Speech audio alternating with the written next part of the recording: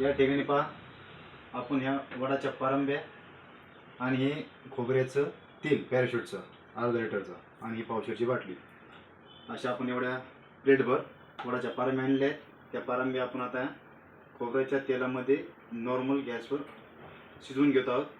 एक 5 मिनटं शिजवायच्या. त्यानंतर गार होऊन द्यायचं, सुती कापडाने हे गाळून घ्यायचं आणि थंड झाल्यानंतर एक बाटलीमध्ये भरून ठेवायचं. रोज रात्री 5 मिनिट मालिश करायची.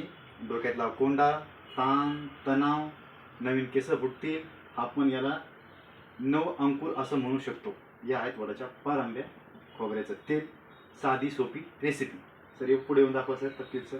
बघा असं मिक्सचर झालं आहे पहा. आता एक फक्त 2 मिनिट याला शिजवणार, शांत ठेवणार, गार होईल. नंतर मी बाटलीत भरून घेईल आणि रोज रात्री हे मला एक 2-3 महिने जाऊ शकतो बा मित्रांनो. बघून घ्या आपण या ठिकाणी.